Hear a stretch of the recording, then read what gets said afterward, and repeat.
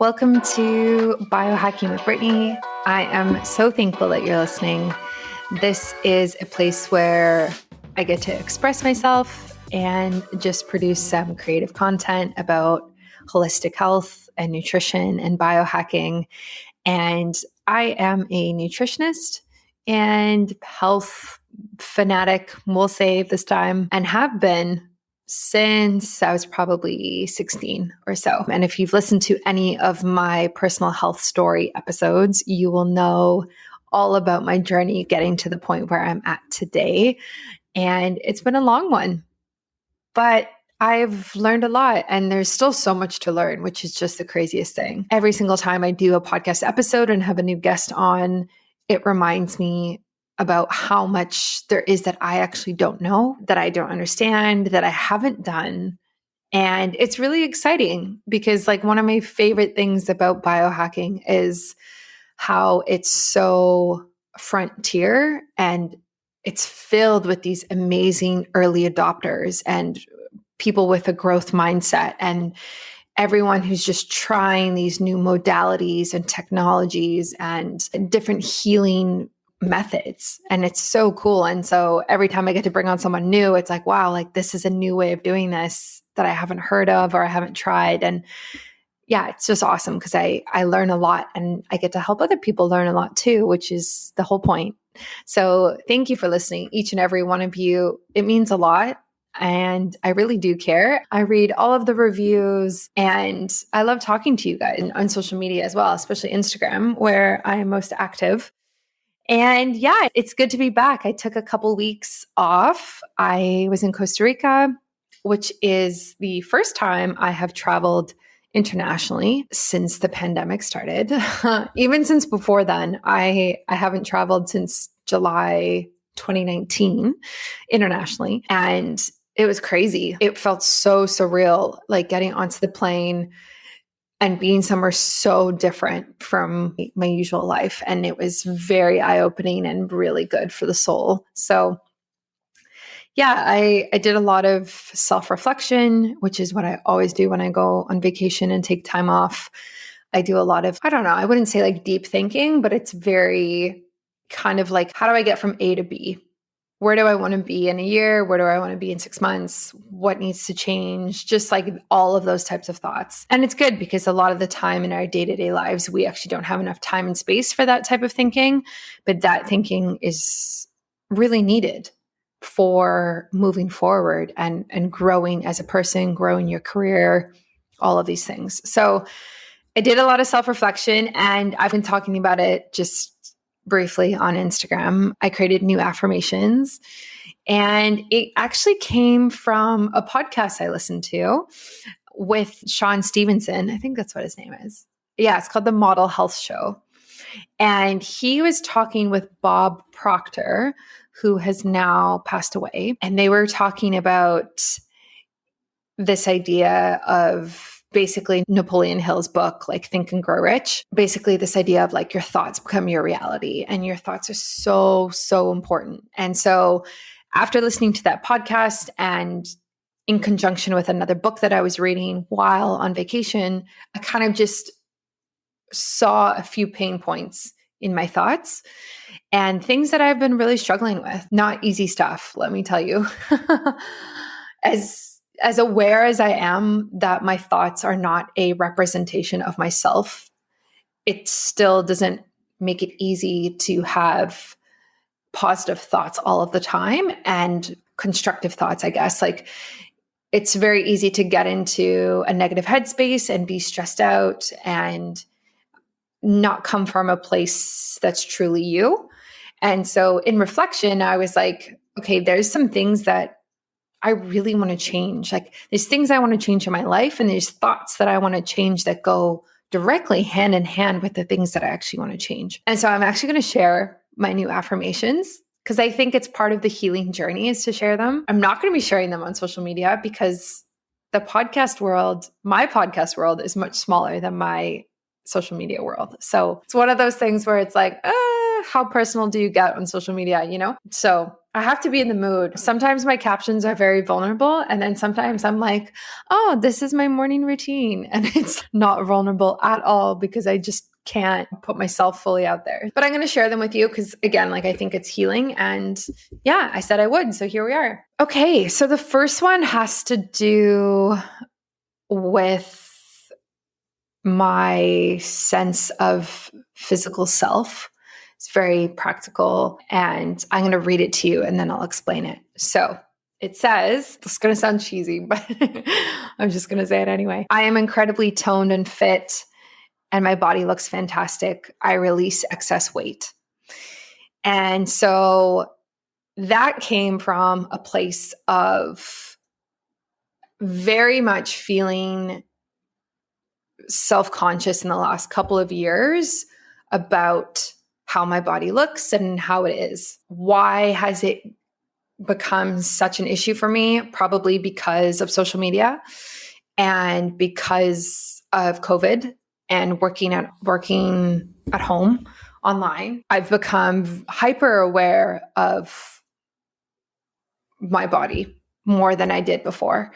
And it's been an issue. Like it's not been easy. And yeah, I think there's a lot of factors that go into this one. And the second half of that, of like, I release excess weight, that actually came directly from the podcast that I listened to, because what they said in that podcast was people create affirmations of like, I'm going to lose this amount of weight or whatever it is. But the words that you use are so important. And when you use words like lose, that means that you can just get it back right again. You can gain it back.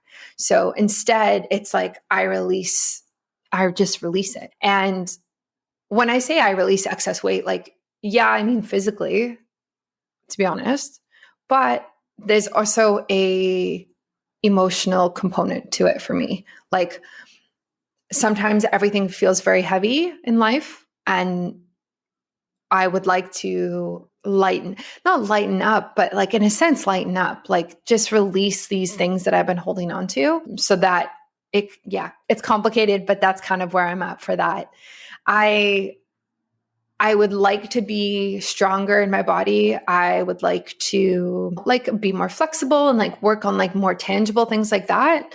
But it's also, I just want to have a better self-image and work on the way that I talk about myself. Like I want to think these things of like, I'm incredibly toned and fit. I don't want to think the opposite of that. I don't want to look in the mirror and point out all my flaws, right? And so it's like, yes, I want these goals of whatever the physical goals that I have are, but it's also like, okay, I want my mindset to be in a much healthier place because it's been in a very bad place for the last couple of years. And I can no longer move forward with that. And I kind of brought that energy into 2022. Like I knew this is where I was heading. And it's hard for me to talk about because it's just really personal and not a lot of people, I don't know, maybe a lot of people do get it. I don't know. Yeah, I guess so. My friends, I guess what I'm trying to say is the people in my real life who are wanting to lose weight or get fitter or whatever it is, get more fit, like they don't necessarily have like a social presence. And so it's different because they're not constantly taking photos of themselves, taking videos of themselves and like hyper aware of their body. So when we talk about these types of things, like how we relate is different. So it's interesting, but that's the first one. And probably, I don't know if that's the most important one, but it's definitely something that I'm very much actively working on. The second one is more future focused, kind of. I guess it's kind of now too. It says, I am so grateful that I am extremely fertile and it's super easy for me to have a baby. So this comes from a place of fear because my cycles have been so much longer than they usually are. And again, like this really started around COVID. It was kind of, when I stepped into the entrepreneurship world and that as well, definitely the stress from that. But what ended up happening, what I've been dealing with is like this fear of when I do decide to have a kid, I'm not going to be able to. And putting that in my mind of like, it's going to be so hard for me to conceive. And that's the way that I've been feeling for the last, I don't even know, 2.5 years or so. I'm reworking that thought because I don't think that's true. And I don't want to set myself up for failure before I've even tried. And that's what I've been doing. And I've just been letting like fear totally bombard me. And that's not cool and that's not okay. So that's a big one that I'm working on as well. My third one is something that I started doing last year. So this one's not as like new, I would say. It says, I'm very wealthy and make an abundance of money every month. I attract beautiful wealth for me and my family. I love the second part for that.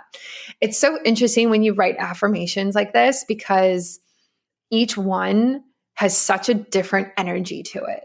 Like even when I read them out loud, my body feels different reading the different ones. And when I was writing these and putting them around my house, it was the same thing of writing down like, I attract beautiful wealth for me and my family makes me want to cry because that's like such a important thing for me and to be able to provide. And it's not just about me. It's about more than me. It's about me and my partner. It's about this future child one day, right? Like it's much bigger than I am. And there's like just so much energy and emotion behind it. And that's what you need. Like when you're writing your affirmations, like they need to feel emotional. You need to feel something about them. It can't just be this like fluffy sentence that you say that doesn't really have much meaning. Like it has to hit you in the heart, you know? And that one definitely does. And with this one, what's beautiful is that I really shifted my money mindset in, I think it was like June last year. Yeah, June last year from a book that I read.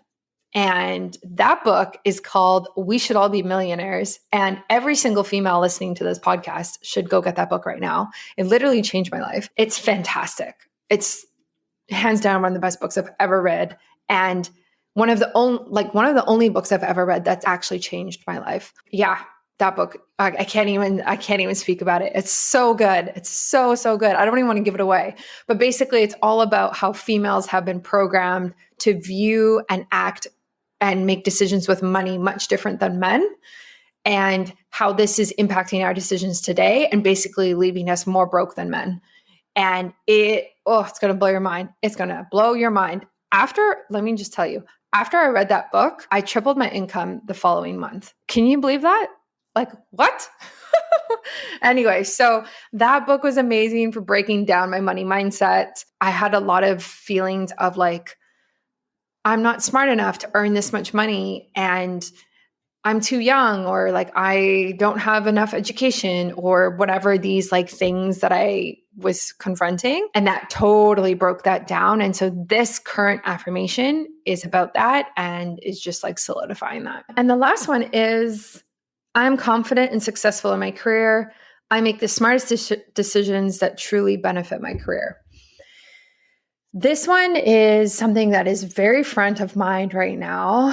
I have had to make some interesting decisions in the last couple of months. Last year was very successful for my business and for the different things that I was doing, but it was not sustainable. From working for doing operations and software for Oh Baby Nutrition, which is a online school, to practicing as a holistic nutritionist, to being a content creator, to having a podcast, and potentially launching Emphies, my EMF blocking underwear line for women.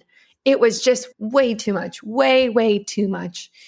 And I've had to make some hard decisions in the last couple of months because I don't want that life moving forward of like me juggling 5 different things and not sleeping and being super stressed out and screwing up my hormones, not getting my period, et cetera, et cetera.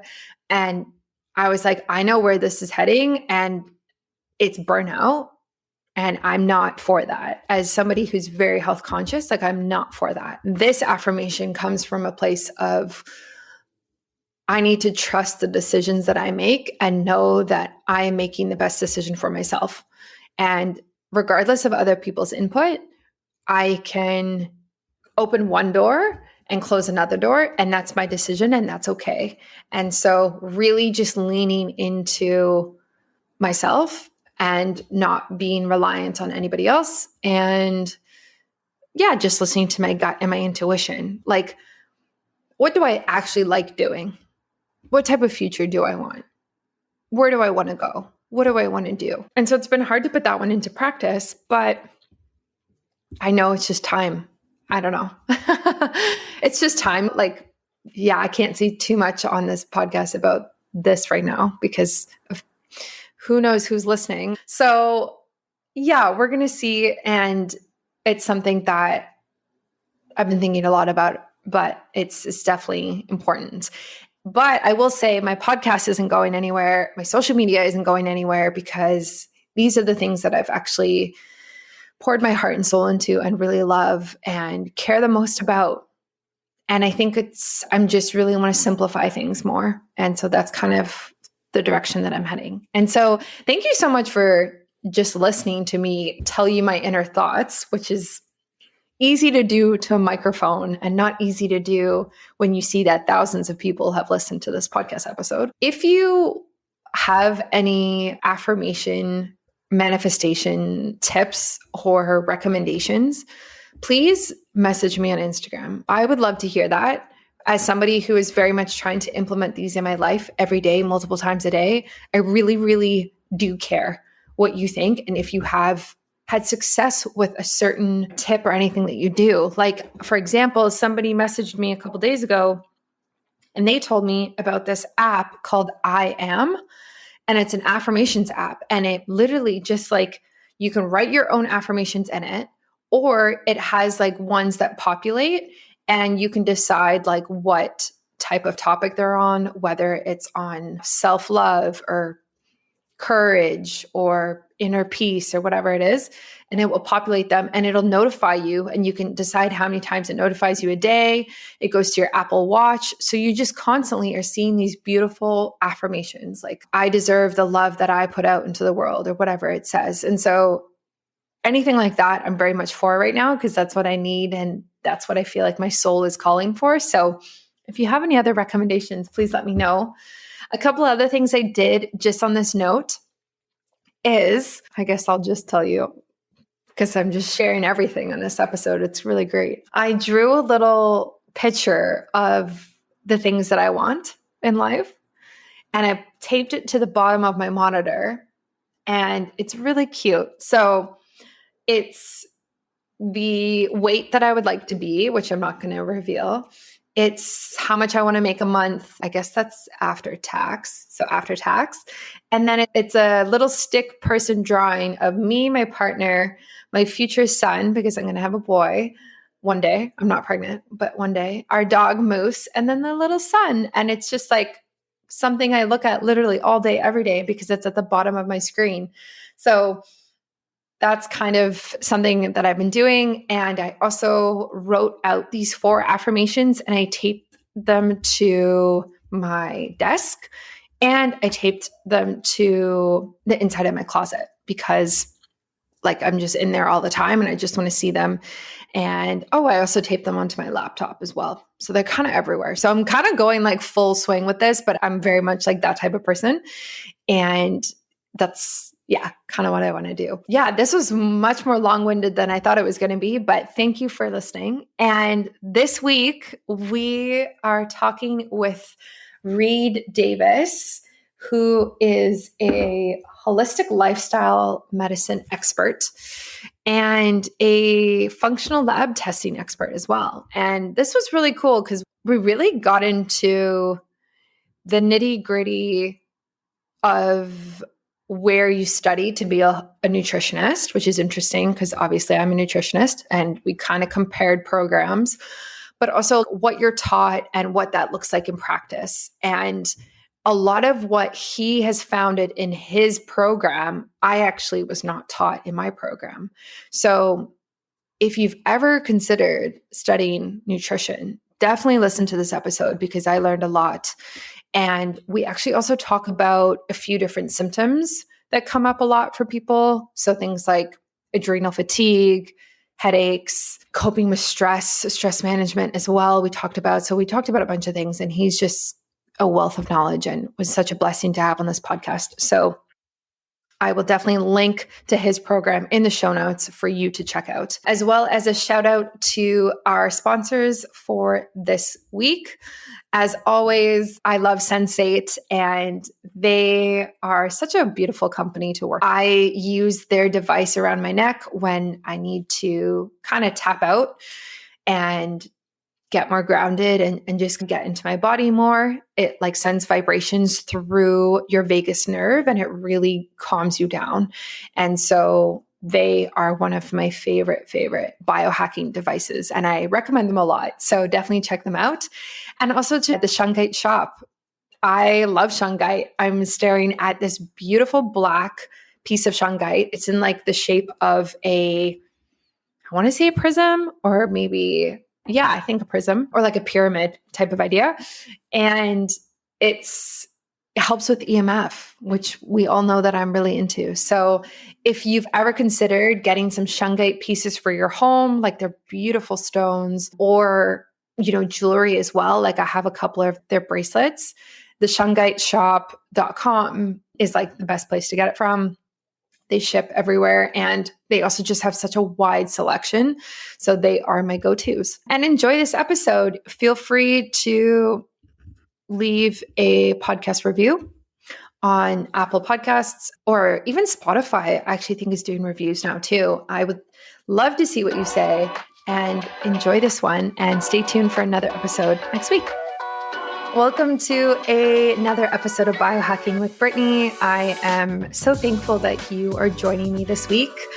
We are talking about nutrition this week, and more specifically, functional diagnostic nutrition, which is different from holistic nutrition. And as a holistic nutritionist myself, I'm very curious to kind of dig deeper into this and understand it better. And we have Reed Davis joining us, who is actually the founder of Functional Diagnostic Nutrition, the certification course, which has over 3,000 students worldwide, which is just very impressive and really, really cool. So, Reed, welcome to the show. Thank you so much, Brittany. It's a real pleasure to be here. Hope we can help some people. Yeah, absolutely. So, first and foremost, like, what is functional diagnostic nutrition? Well, that's the name I gave to a type of practicing that I developed over a 10-year period working in a clinic. And frankly, I just didn't know what else to call it. It definitely was a new system of investigation into underlying causes and conditions. So working pretty far upstream from where the symptoms are. And it was at that level dealing with function, whether it be the hormones or immune system or whatever it was. It was very functional. And the word functional medicine was around or was just kind of being used. But this is not medicine. And even though I used the word diagnostic, so functional, how you're functioning, diagnostic, that's because I was using laboratory work. So a lot of different labs, saliva, urine, blood stool. But I wasn't using them to do medical diagnosis, just analysis of the data. But I called it functional diagnostic. And then nutrition, because I was a nutritionist. I was also a personal trainer and a lot of certificates. But nutrition, not just for the body, but for the soul and emotions and things. So more about nurturing. So functional diagnostic nutrition. And I just had to call it something because after 10 years, people started asking me to teach. And so I gave it a title. And it stuck. It was back in 2008, so it's been a long time. And yeah, we've grown from that first class all those years ago. Mm-hmm, mm-hmm. So how do you think that is different from holistic nutrition? In terms of the application of principles of healing, it's very much the same. But it's different because we use data. We use the lab data. We run, again, saliva, urine, stool testing to find out what are the underlying causes and conditions. I use an acronym for the areas of search, HIDDEN. And that stands for hormone, immune, digestion, detoxification, energy production, and nervous system balance. So HIDDEN. It's really just, again, it grew out of 10 years in the clinic, running thousands of labs on thousands of people and noticing those patterns. didn't start out HIDDEN. I started out really the first few hundred people, I just checked their hormones. It was mostly women. And then I realized there's more to it and ran some more labs and more labs. And anyway, that pattern kind of grew out of the investigative process. And it really works. I mean, if you get some data on those areas of function, you're going to be able to help people a lot. Mm-hmm. Yeah. Yeah. It's interesting because when I studied holistic nutrition, we didn't really focus too much on data or food sensitivity testing or saliva testing or anything like that. But it was very holistic in terms of like the application and assessing people and very like symptom based. But as a biohacker, I'm very obsessed with like getting tested, getting my gut tested. Like I just did a hormone test this morning, because I think there's so much value in what the data actually says compared to our symptoms. There's value in both, but the data really drives home what's going on. Absolutely. Yeah. So data is everything. And that, by the way, helps you define the difference between a medical diagnosis. Doctors, they run labs too, but they're really looking to diagnose a cluster of symptoms or a name they can give it. It's just their standard of care. In order to bill insurance, you have to have a diagnosis code. We're not interested in diagnosing a disease. We're assessing. It's really just data analysis, and it's non-medical. And so it does point us in the right direction when you have enough lab work together. Yeah. Yeah. So how do you think like these types of tests or lab screenings really impact clients' health journeys? Well, the first thing is they're very thankful that someone's finally able to explain why they feel so lousy. Again, it's not like doctors running labs. Matter of fact, we get a real common complaint. I'm sure you've heard this, Brittany, is that, well, my doctor said nothing's wrong with me. Like they said my lab work looks normal. Well, they don't feel normal and they know something's wrong. We know something's wrong. So we use different labs, and we just are looking at, again, those areas of hormone, immune, digestion, detoxification, not for a medical diagnosis, but just for what could be improved. And then, of course, there's ways to improve it that are very natural, drug-free, and that people have control over. Yeah, I like that. I think there's a lot of power there. And you're giving a lot of power back to the client, which is really nice compared to a doctor just being like, oh, we don't have the answers, or, oh, you might have this one thing here, take this prescription drug. And then you're kind of like hooked on this drug for the rest of your life. That is so astute, and a great observation. It's very true. Again, a person might be told there's nothing wrong with you. We're showing healing opportunities. So that's the word I use, healing opportunities, just something that needs improvement. And again, it's not like when you go to a physician where you might get told there's nothing wrong with you, or you get told, oh, we found your problem at your thyroid, or we found your problem, it's low testosterone, and then you get something to treat the paper. And then, of course, we'll come back in 3 months and we'll test again. We'll see how those numbers are doing. We're not so uniquely interested in the numbers. They're important, but it's more, how's the person doing? So instead of come back in 3 months, we'll check you again. It's let's work together for 3 months on what we found. Again, with the diet and resting and exercising and reducing stress, taking some supplements, all of those guided by the lab work. Yeah. Yeah.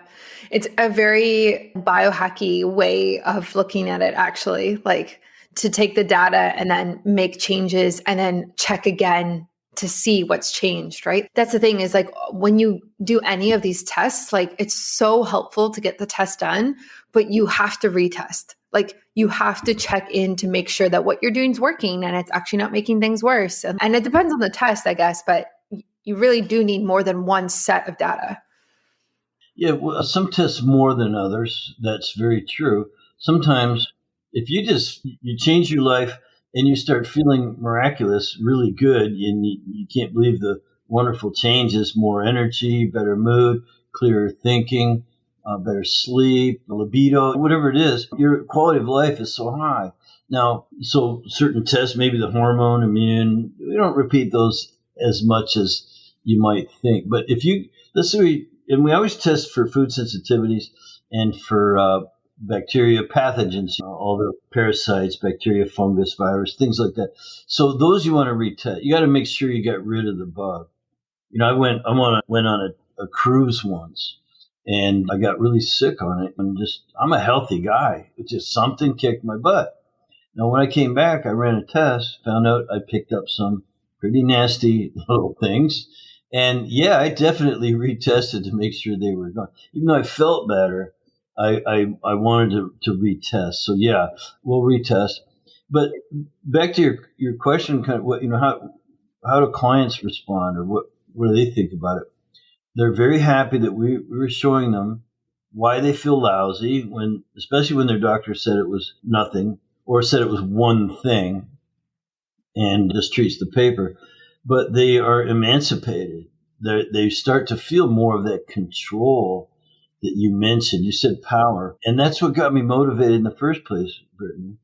I was really healthy when I started in the wellness business. I really had never been to a doctor. I didn't know how bad the system was. I had a couple sports injuries and some dental work and things, but not the chronic conditions and downward spiral that a lot of our patients had. And in 1999, I started in the clinic, and the first thing I noticed was, and I called it the cycle of trial and error.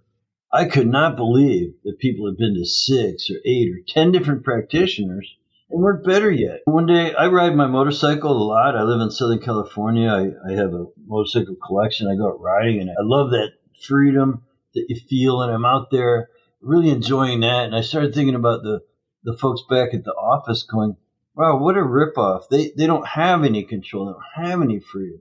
They're giving it up to their practitioners who aren't helping them. So I decided then and there, people need to be in control themselves, and how can we go about it in a different way so that they get control? And that's just exactly what we developed. Do you ever worry about radiation or EMF? I definitely do, and I know this is a growing concern for a lot of you. EMF stands for electromagnetic fields, which are emitted by anything that uses electricity, or radio frequency that uses radio waves. We are constantly bombarded with technology in our day-to-day lives, from our phones to computers to cell phone towers, flying in airplanes, and even using our beloved workout equipment like the Peloton. We are less grounded than we used to be and could honestly use far more time unplugged. But it's hard, right? When we work online, when we study online, and even work out online, and even have a social life online, we're really not unplugged at all during the day. We're basically go from screen to screen, and then we kind of just do it again the next day. There are a bunch of ways that you can mitigate the harmful impacts of EMF, and I have tried most of them. One of my favorite ways is by using shungite, both on my body and around my house. Shungite is this beautiful black stone that harmonizes EMFs and can minimize the effects of radiation, like having headaches, sleepiness, irritation, negative energy, restlessness. The list goes on and on. I have a beautiful shungite bracelet I wear, as well as a prism that actually sits on my desk by my computer while I'm working. I even use some shungite pieces to hold while I meditate. Shungite is also antibacterial, can support the immune system, reduce stress and anxiety, and purify water. I get all of my shungite from the same place, which is the Shungite Shop, and can be found at www.theshungiteshop.com. I'm actually doing an interview with the founder, and we are going to dive into the specifics of how shungite works and how it can really reduce the EMF exposure around us. So stay tuned for that. In the meantime, definitely check out theshungiteshop.com right now to get gorgeous pieces for both yourself and your home today. Yeah, I really like that. And I think it's so needed. Like, I think we need to be testing more and looking at more information and more data. I've had kind of some of the tests done that you talked about in terms of finding parasites in blood tests and stuff like that, which has always been really interesting. And I'd love for you to just kind of explain more on what GI pathogens are, because like for me, I did a live blood cell analysis test. I don't know if you know what that is, but yeah. And that's kind of how I found out I had parasites both times, like 7 years between the tests or so. And it was really helpful. And I did a cleanse and whatever I needed to do. And then I retested and the majority were gone. And it was really helpful. And so is that kind of like the testing you're talking about when you're talking about GI pathogens?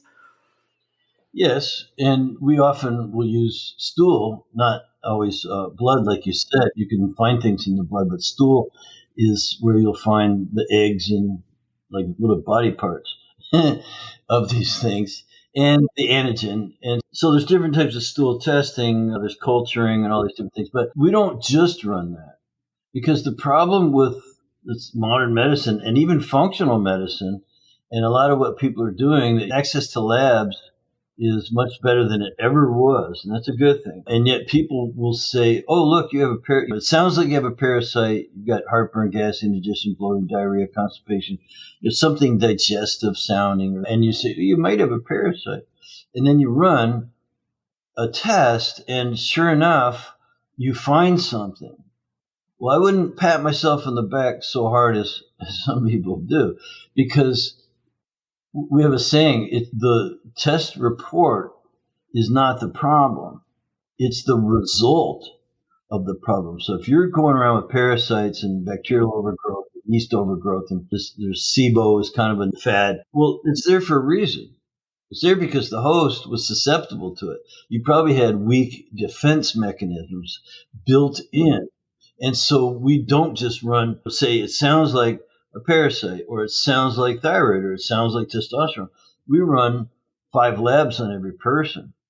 That might sound like a lot, but for someone who's just like my very first client, who's been around the block with 8 or 10 different people, they're caught in a cyclotron error.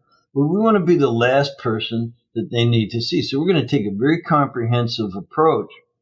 And what we find, back to your question about the gut pathogens, they've got a lot of stress. And stress raises cortisol. And the cortisol to DHA ratio gets out of whack. Cortisol is the stress hormone, and it breaks your body down, including, very importantly, the mucosal barrier inside the gut and areas where it exists. And the main ingredient in that is your secretory IgA. It's one of your defense mechanisms. You've heard, of course, that the gut is 70 to 80% of your immune system. Your immune system breaks down under stress. And then you get the dysbiosis. The bad bacteria can start to outweigh the good bacteria, and that will affect digestion, by the way. And eventually, bigger bugs can move in and overgrow and become real problems. Now you've got a lot of symptoms based on those big bugs or big overgrowth or biofilm that goes along with it. And so it sounds like a parasite or a bacterial overgrowth, and you test for it. God forbid you find it and think you found the whole problem. It's very rare that that's the whole. And I'm not saying don't get it treated, but I'm saying that it's more comprehensive than that, which is why we use multiple labs. I gave you the acronym HIDDEN, and so with a small and inexpensive number of tests, you can test for it all. Test everything. Then you have the ability to put together a comprehensive plan of action or protocol or recommendations, whatever you want to call it. It's really holistic nutrition along with holistic exercise, holistic sleep, holistic stress reduction, and the use of supplements and things. It's the whole body, whole person. Yeah, I love that. It makes me want to do these tests, which I'm sure it does for everybody listening as well. And I just love the approach as well of the root cause type of idea. You think the root cause is this like bacteria that you might find in one test, But like what's beyond that, right? It's like, oh, your gut is actually not functioning very well. Okay, but then why is the gut not functioning very well? Are you overstressed? Are you eating poor food? Are you just have poor dietary habits in general? All of the things that you said that kind of lead to that. And it's just this like cascade of effects, which is pretty scary for a lot of people when they start going down the rabbit hole of all of this. All the stuff. So the idea of root cause, I have a little issue with that because there's never one. There's always multiple causal factors that you can find upstream. Again, think of HIDDEN, hormone, immune, digestion, detoxification, and so on. Not only are there multiple causal factors, those factors are crashing into each other.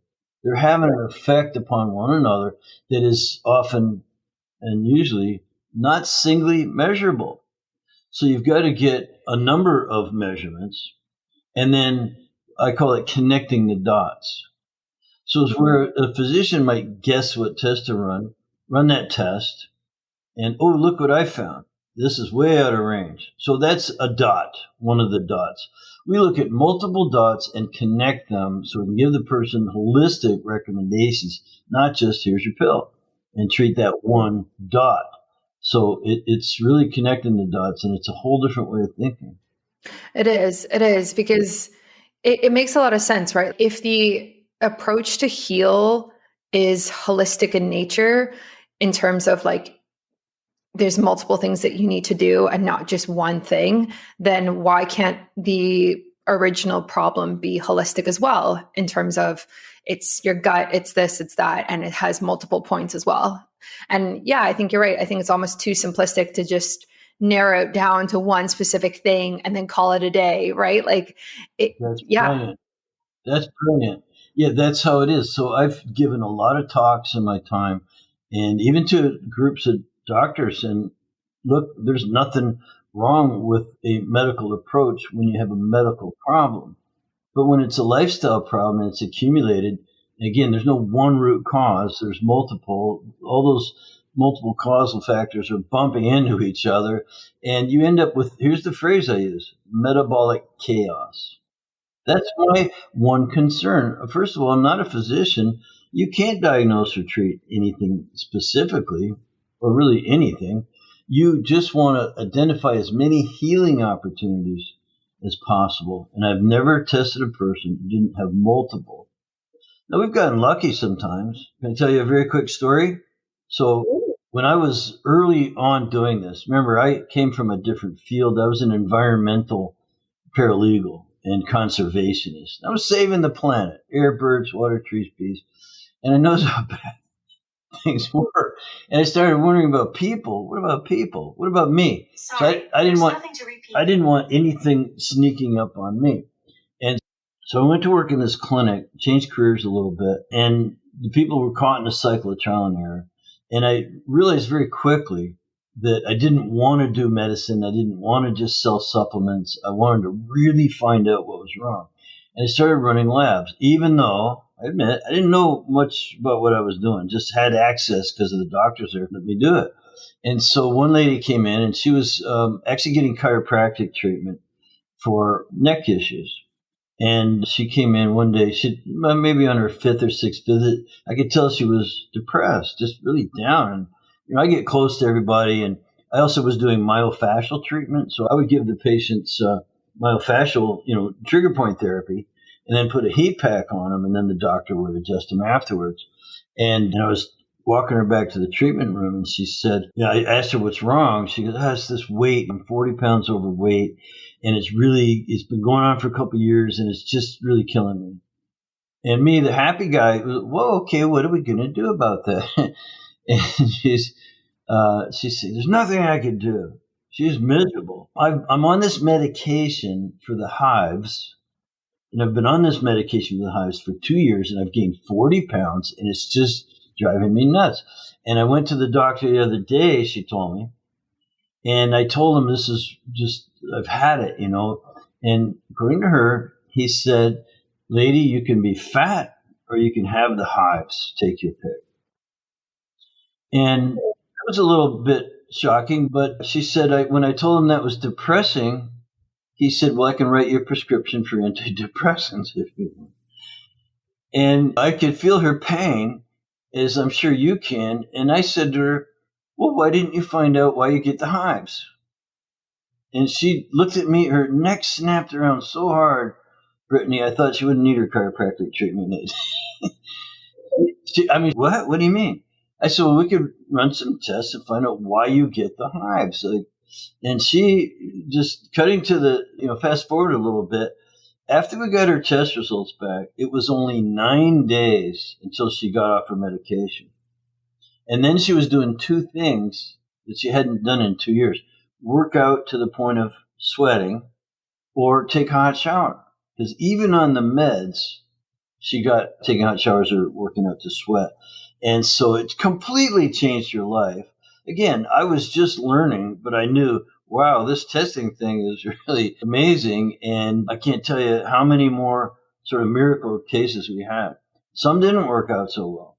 But I'm just saying, I knew I was on the right track then. Yeah, I love that. It's always awesome when you can really just help people like that and give them the answers after they've been searching for so long. There's especially when you're the practitioner, there's a very good feeling that comes about when that happens. Yeah, 9 days before she just told her doctor, hey, I'm off this medication, I'm not taking it. And I'm working out and taking a hot shower. Yeah. Yeah. And so, it was, and then she started losing the weight and all that sort of stuff. I have so many stories like that, but the point is just that there's something causing whatever your problem is. And if you hear from the practitioner that it's idiopathic, you want to watch out for that word. Idiopathic means that's just about the same as shrugging your shoulders and saying, I don't know. Why do I have hypothyroidism? I don't know. It's idiopathic. Or whatever the problem might be. And so the other thing to watch out for is it's genetic. It's just in your genes, and your mother had it, and you're going to have it too. We know that that's not always true either. Genetics matter, but they don't cause disease. Yeah, that's a big thing as well. Like I had a couple of years ago, I had my genes tested for. My DNA tested for all these different like health issues and kind of like these biomarkers are associated with this health concern or issue. And it was really helpful. And I met with the company and stuff, and they just said like, this is a blueprint. This doesn't necessarily mean this is your future, but it's just information that might be helpful for you. And you can turn these genes on and off depending on the food that you eat and the lifestyle that you lead. And so it's very much, I think it's more in our control than we might want to believe. Right. And the influences that turn genes on and off are called epigenetic factors. See, genetics, that's about 8% of your health, according to some experts. Dr. Russell Jaffe is a buddy of mine. He goes around the country lecturing physicians on this. And he says that's about 8%. Your genetics is about 8%. The other 92% is epigenetics. It's your lifestyle, it's your environment, it's the things you do, and even the way you think sometimes, but it's other influences that turn those sort of bad genes on. I had mine done too, and for folks that don't know about this, you can even go to that 23andMe, I think they're still in business, and you have all your genes done. The thing about genes, it's cool, is they never change. You're born with them. Those are your genes. They dictate the color of your skin, the way the nose you have, the eyes and hair, all this stuff. Like that's just genetic, right? There's lots of other genes that aren't expressing until you turn them on.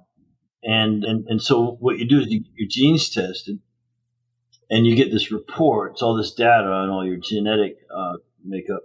And then you put that through a computer that starts telling you what those genes could turn into, the propensity for colon cancer or diabetes, or I find out I have a gene or I don't have the gene that makes it where you can't drink very well. Some people genetically can't drink alcohol. I don't have that gene. I don't really drink much, but it's good to know if I do, I'm not going to have a genetic expression problem around it. And Yeah. Yeah. It was really interesting. And it's just another set of data in the bigger picture of things. And I think if they can afford to get it done and it's accessible, like obviously go for it. And same with your testing. Like I think yours is definitely more hands-on and especially if people are dealing with a lot of symptoms and they're really struggling, like I think that can be super helpful. And I actually want to ask you a couple of like specific symptom questions. So a couple of things that I see a lot that I want to talk about is first the idea of stress management and adrenal fatigue. And this comes at a time where we just hit 2 years in the pandemic. Like things in Canada are finally actually getting better. Our economy is like, okay, things are better than they've been in the last 2 years.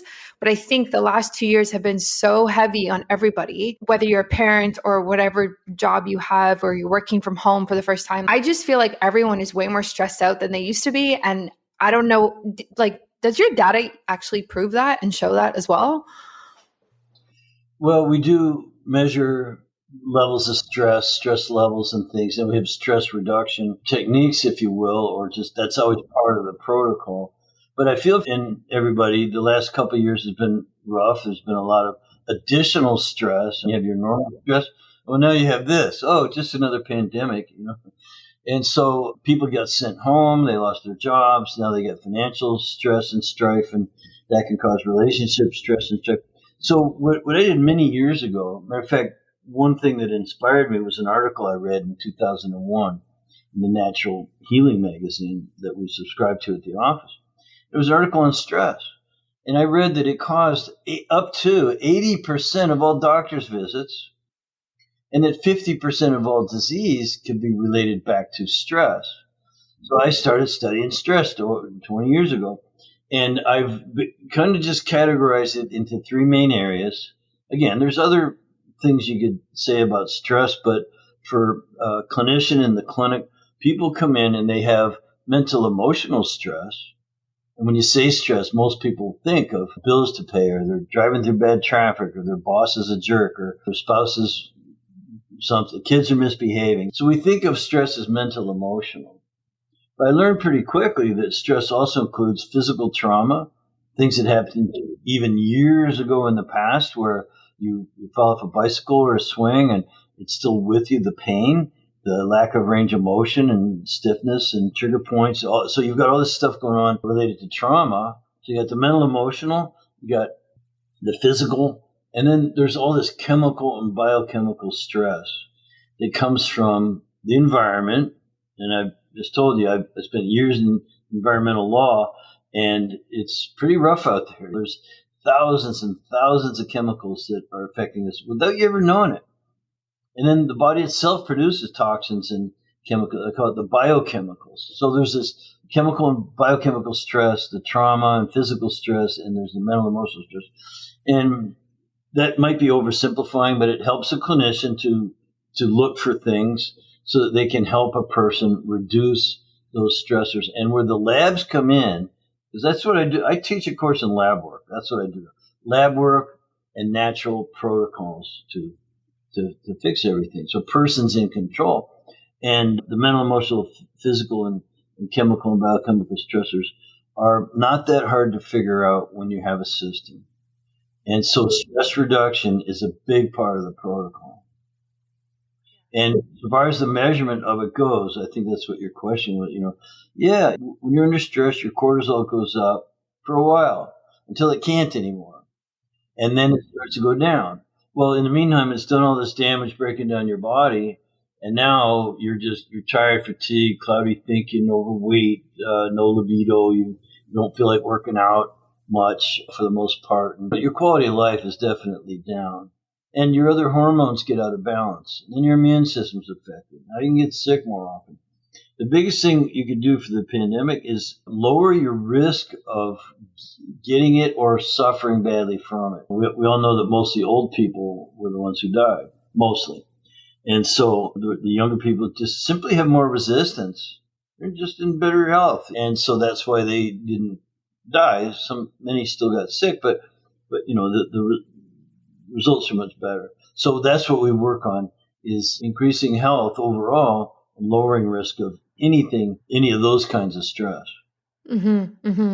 Yeah, I definitely agree with what you said. And do you have specific stress management tools or tactics that you typically recommend to people that's like beyond meditation, right? Well, with stress reduction, so now let me back up just a tiny bit. See, our protocol also follows a pattern, and it has another acronym. I gave you the hidden investigation, the hidden HIDD and stuff, but the D.R.E.S.S. DRESS for health success protocol includes diet. That can be stressful, but rest is really important. Exercise, of course, the E. So that's DRE, diet, rest, exercise. The two S's are stress reduction and supplementation. We do a whole show on supplementation, but the stress reduction is huge. Again, there's the three main categories that I went over. And so, yeah, we have ways with, if it's the mental, emotional, getting a good night's sleep and being well nourished and having lots of energy is really important. Exercising makes you feel better. So the first half of the protocol helps with stress reduction, but you can also find a new job. You can get counseling for your other problems, and you can do the meditation and self-work. Sometimes just being more self-aware, the breathing and meditation and things is really, really the answer and for certain problems. It doesn't solve everything, but certainly you can deal with life a lot better when you're thinking clearly and you get connected to your energy and things like that. So there's lots of techniques there. And then when it comes to the trauma and physical stress, aches and pains, I'd say that happens to be my main cross to bear because of I have a well-used body. Lots of sports injuries. I used to do construction when I was younger. Injuries I had. Just a dinged up motorcycle spills and things like that. So my neck, both shoulders, my knee, my low back. I've had some boo-boos. So getting that worked on by professionals who are therapists who work in that area. Even to this day, I'm getting stem cells right up until last year, which really helped me a lot. The platelet-rich plasma, prolotherapy, stem cells. I have a personal trainer twice a week come out to my house. I live out in the country, but she comes out. I've been seeing her for 10 years. So I do Pilates and stretching and strengthening and things to keep my old bones in good shape. So that's the mental, emotional stress reduction. You've got your all your counseling and meditation and things. You can just basically get out of bad relationships and whatever it might be. Can't fire your kids, unfortunately. But you can discipline them and keep them out of your hair. I raised 4 kids, and I say it all very lovingly. And then the physical, like I talked about. Now, when it comes to the chemical and biochemical stressors, these are insidious. You may not even know things are going on. You feel lousy, but you go to your physician and your blood work looks normal. Well, you got to do different testing and investigation into those bacteria, funguses, viruses, parasites, food sensitivities are huge. And lots of other things in your environment that can be tested and eliminated. Do you ever feel frazzled, not grounded, stressed, and like you have way too much on your plate? Of course, you should be taking time for self-care, but doesn't mean you actually are. And it kind of just feels like another thing on your to-do list. I have definitely been there. It's tough to kind of balance everything these days, especially for those of us working from home with extra side hustles and or kids. Stress reduction feels like a nice idea, but never something easily achievable in the moments when we need it the most. I believe in solutions that use science to help us be healthier on a daily basis, but without crazy technology or tools that aren't accessible or affordable for everybody. I use Sensate, which is something that I've been using for a long time now, and I spoke about a lot last year, which is a groundbreaking innovation in wellness technology that uses the natural power of sonic resonance to calm your body's nervous system, providing immediate, let me tell you, relief and long-term benefits from regular use. It calms your nerves and helps you feel better in as few as 10 minutes per day.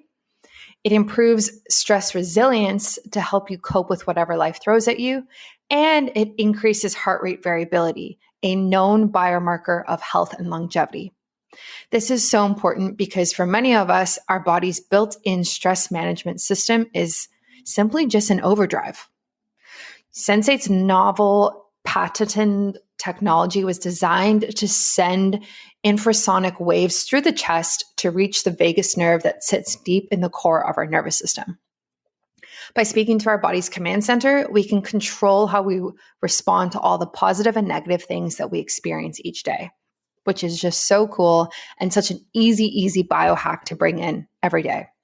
You can use my discount code, which is biohackingbrittany in all capitals. I will put the link in the show notes, and it's on my shop page at biohackingbrittany.com, and you get $25 off today. If you have any questions about it or when you get it, please message me. I'd love to chat, as this is one of my favorite biohacking tools to use on a regular basis. Yeah, there's just so much to unpack there. And there's different things that work for different people, I think.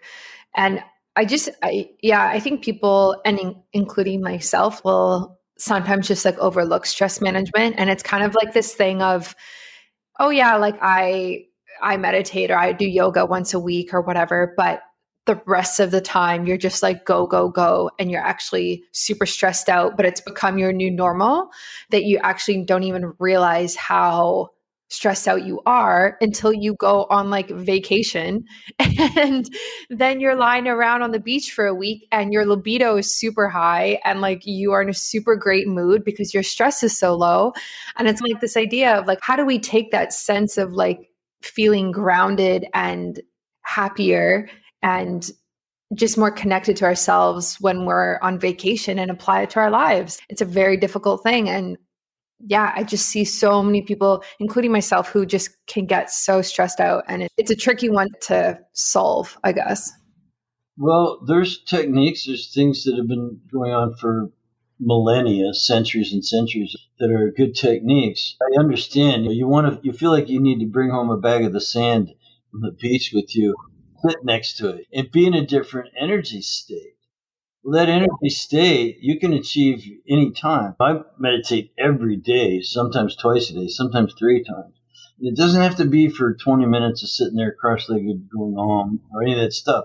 You literally just get into a state of awareness of your breath, and that problem is out there, and that what you can control is what's going on inside.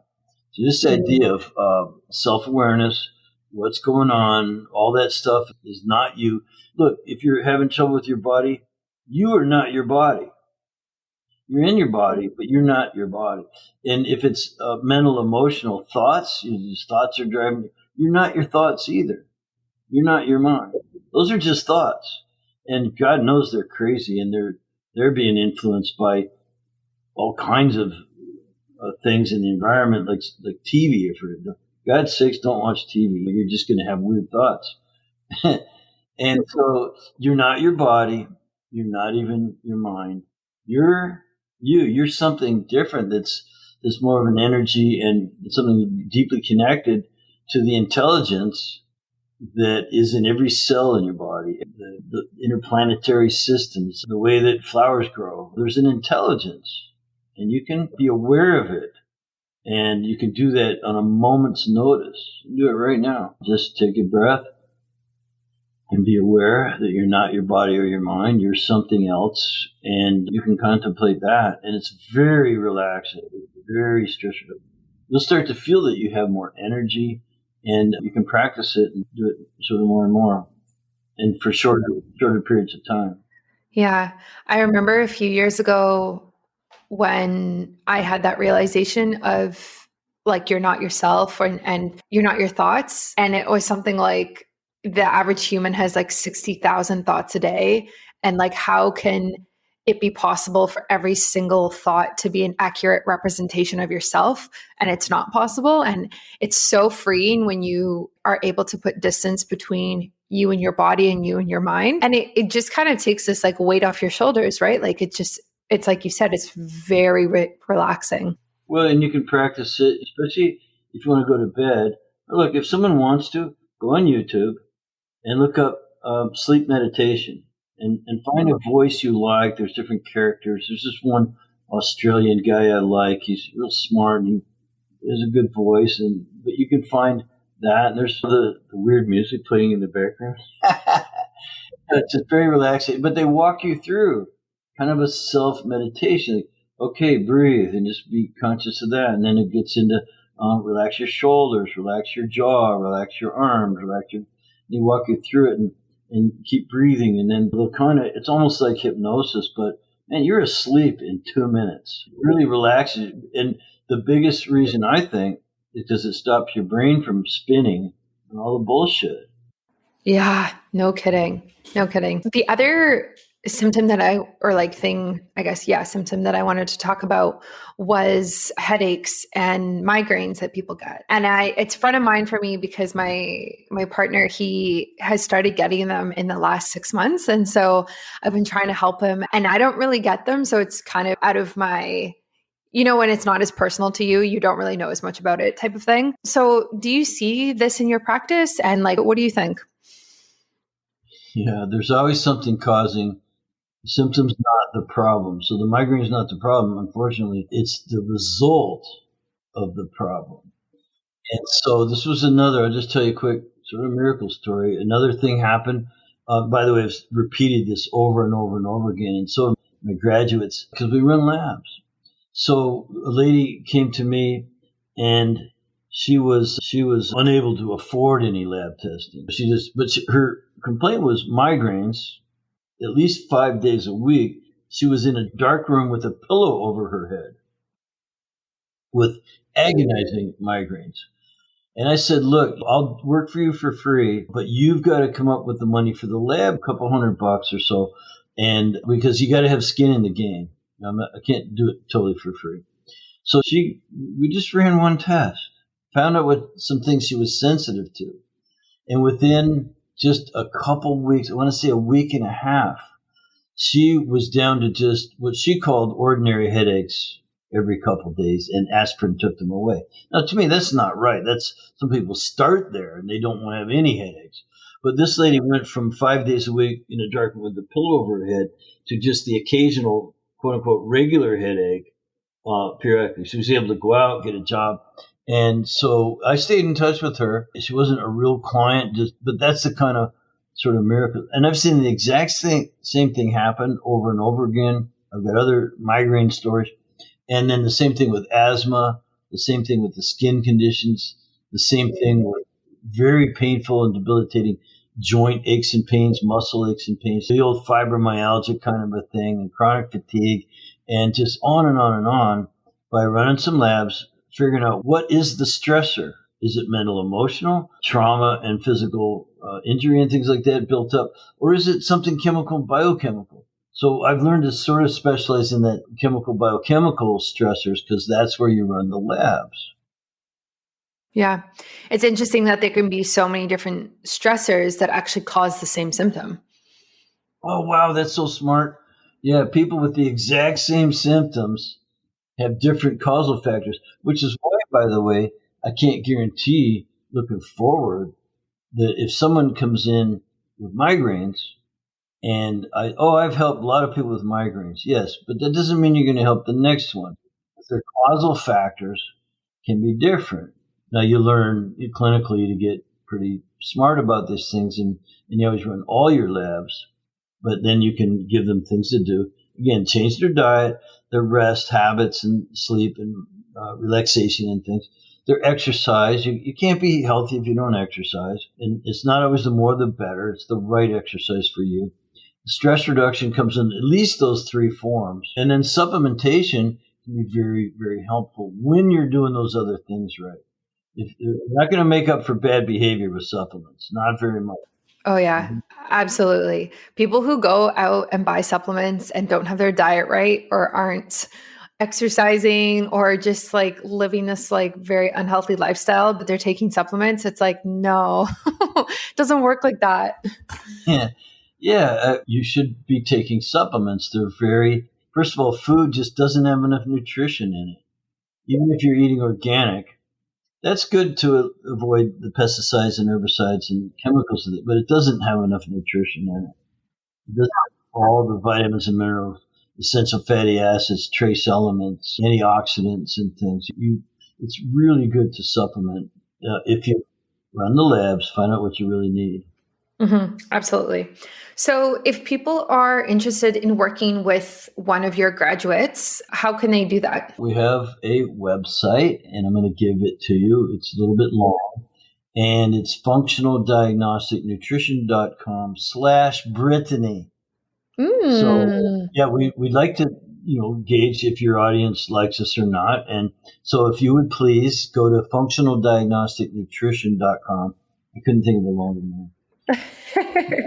And then /Brittany with 2 T's. And so then that's going to take you to the main hub of FDN, Functional Diagnostic Nutrition. And we'd love to hear from you. And if we can't help you, we're going to point you in the right direction where you can go get some help. So I have counselors that watch the chat. Don't be shy. Go ahead and chat. We have someone on staff. I have 3 people. We cover all 3 time zones in the U.S. And they even work late sometimes for other countries. Yeah. Do you have practitioners in Canada? Oh, heck yeah. First of all, I'm Canadian. I was born in Toronto. I lived there till I was a teenager. Go Leafs, right? So, and I moved to the States when I was a teenager, which was a long time ago. I'm almost 70, so I've been here a while. But heck yeah, we have lots of people in Vancouver, where you are, and across the country.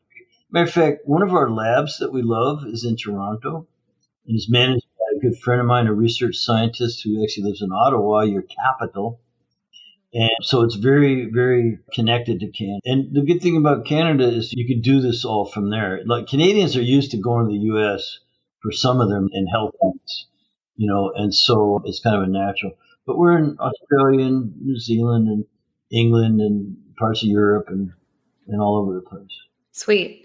Yeah, I'm going to take a look at some people who are close by in Vancouver because I think I'm going to set my partner up with somebody so he can get tested and get his headaches looked at more thoroughly so we can get some more answers for him. Yeah, British Columbia, Alberta, there's lots of people. Amazing. Amazing. Awesome. Well, I will definitely put that in the show notes. Thank you so much for your time and talking about this. This was so cool. And I learned so much from you. Well, thank you very much for having me. I'm happy to come back anytime you want to talk to me. Thanks for listening to another episode of Biohacking with Brittany. If you're interested in finding the show notes or the sponsors for this episode, you can do so on my website, which is biohackingbrittany.com. Remember to follow me on Instagram where I'm most active. My handle is @biohackingbrittany. And if you're interested in working together and you want to email me directly, you can do that. My email is info@biohackingbrittany.com. And I look forward to hearing from you and having you tune in next week.